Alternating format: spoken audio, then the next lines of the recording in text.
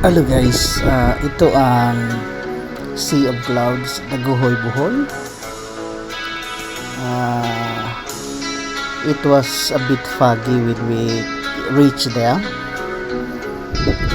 and unfortunately we didn't check the weather. So yan yung mga taga Buena Vista na nakuhanan ko ng drone. Foggy pa ito, kaya naghihintay kami ng liwanag, naghihintay kami ng sunrise. Itong mga to guys, doon na natulog, nag-camp na sila doon. Kami nagbiyahe kami, we left Panglao by 3:30 AM and we reached there before 6 o'clock.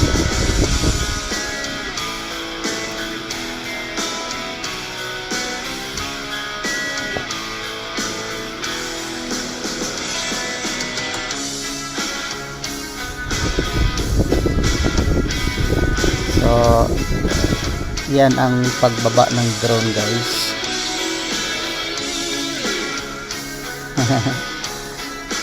Kailangan namin magkape-kape muna, hintay ng sunrise. Hindi naman kami nagmamadali, although marami kaming pinuntahan that day. So yan ang bayaw ko guys, sa aking kapatid, retiree din from the US. At yung dalawang babae at lalaki, yan yung taga Buena Vista na nag-camp doon.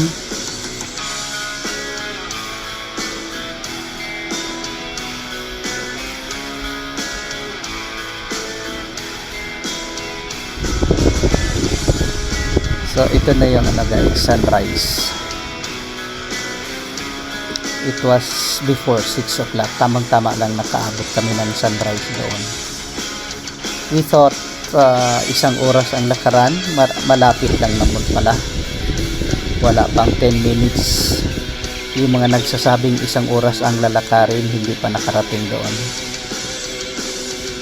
And I could say marami pang hindi nakarating doon guys, kasi malayo ang biyahe tsaka madaling araw.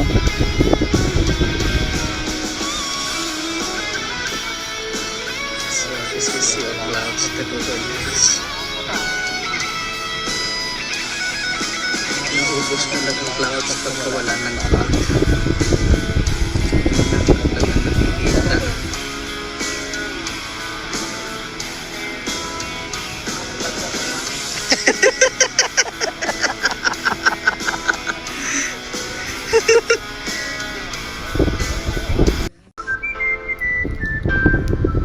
So ito na yung drone view after sunrise guys. Medyo lang, pabalik-balik ang fog dahil maaga pa nga, at saka hindi maganda ang weather. Maulan kahapon, pabalik-balik din ang ulan. Just in time nakakuha ako ng drone, nakapagpalipad ng drone. So that's the view of Sea Clouds, Daguhoy guys. It will take 2 hours from Tagbilaran kasi hindi straight ang kalsada, may mga paliko-liko. I'm not sure kung mga driver kabisado na nila ang kalsada. Nangapak kasi ako sa pagmamaneho doon at madilim pa, naka high beam ako lagi, saka yung sasakyang gamit ay hindi akin.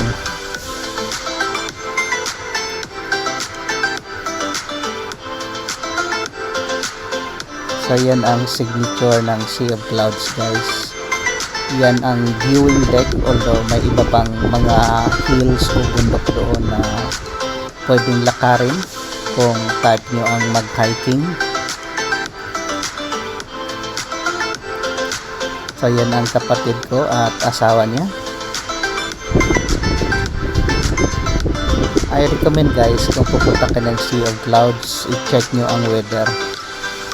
Hindi kasi namin na-check na may ulan-ulan. Pero hindi naman nasayang yung aming punta doon. we still have a good day. Nag-enjoy kami, nagkape-kape doon kapag video. So yan ang fog pagka tumataas na yung drone. Halos hindi na siya makita, hindi na visible. Kasi pawala-wala or pabalik-balik na yung fog.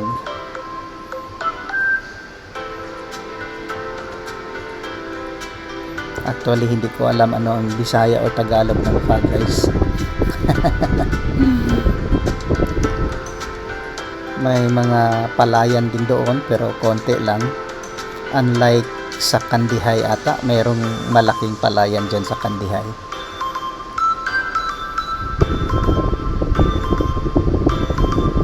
Sayang lang, hindi na-develop ito ng husto, guys. Wala silang toilet, wala silang trash can. So yung mga tao doon, dahil mostly naman sa mga Pilipino, walang disiplina, kung saan-saan lang tinatapon yung basura. So may bahagyang clouds tayong nakuhanan, guys. That means yung drone ko mataas pa kaysa clouds. Kung pwede naman na ang bundok ay lampas pa sa clouds, or yung clouds mas mababa kaysa bundok.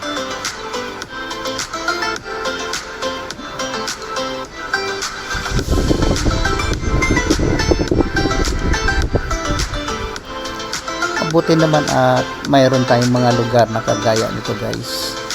Sa ibang bansa kasi, especially sa Europe, na-develop nila ng husto ang mga lugar na ito. Especially yung Mont Blanc sa Italy. Talagang may pa sila, may tram paakyat. May nakausap ako sa Alicia, lalagyan daw ng cable car papunta doon sa bundok na panoramic view ng Alicia. So hopefully it will work out. Umpisahan nila ang construction doon. I still have to go back to Alicia, guys. But for now, this is the view of Sea of Clouds, Daguhoy. And I like it. I don't mind driving the whole day. We've been to 4 places yesterday. Pero mas maganda kung matimingan na sunny, tapos maraming clouds. Ito kapiranggot lang.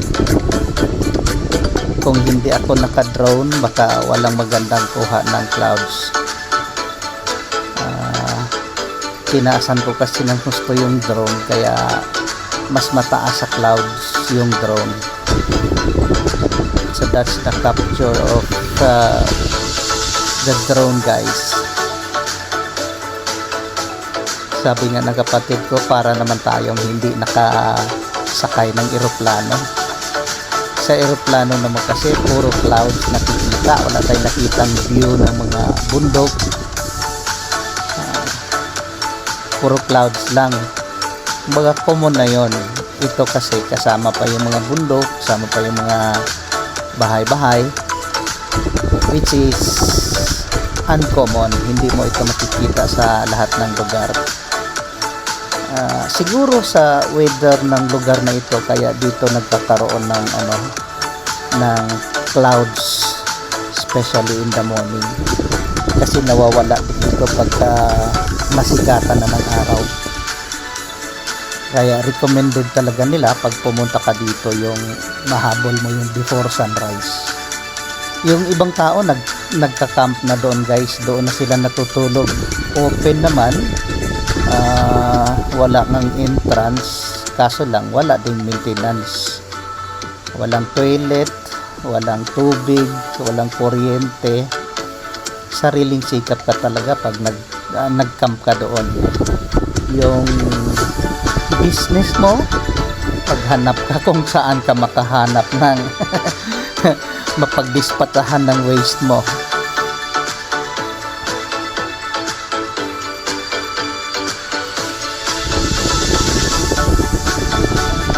So that's the view, guys, which is nice. Maganda sana kung na-timingan namin. Next time, i-check ko ang weather na sunny naman, hindi maulan.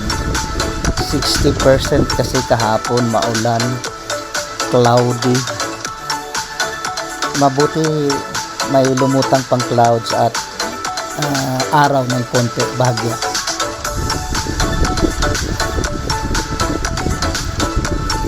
So please help me, guys, subscribe to my channel.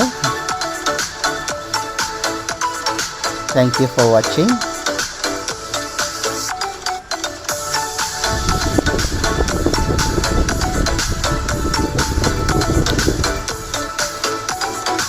Malaki pa ang potential ng town ng Daguhoy, guys, para i-develop ito.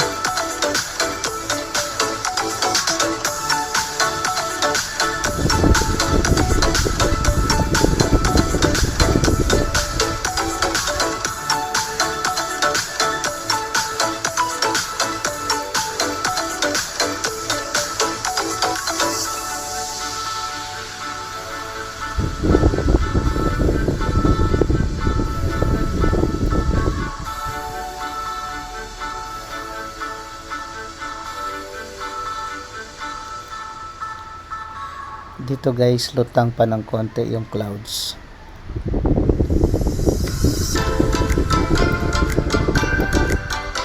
Ulitin ko lang, guys, ang lakad lang doon is 10 minutes, not 1 hour.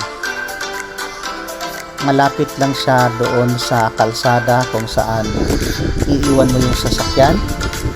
Mayroon akong pick up na nakita na lumapit mismo sa bundok ng viewing deck. Pero pick up yun, guys. Kung ordinaryong sasakyan, especially van, medyo mahirapan kasi hindi simentado yung kanilang kalsada.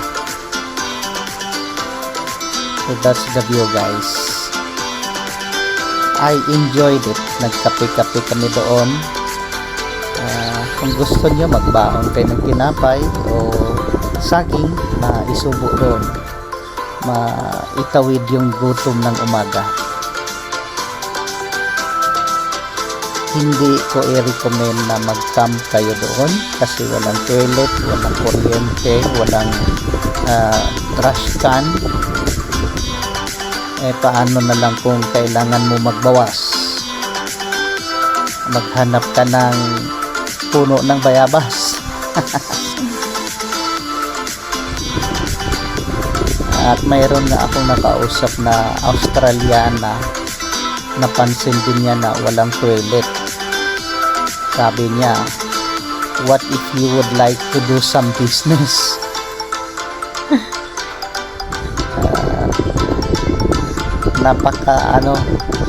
napaka stressful kung napapaiba ka dito, guys, walang toilet. Yan ang hindi naisip ng LGU. Ayan din yung kalsada nila, maputik. Mabuti nakapaglakad kami bago umulan, kaya hindi pa madulas. What if kung umulan na, wala nang makapunta doon, maputik na. Especially kung malakas ang ulan.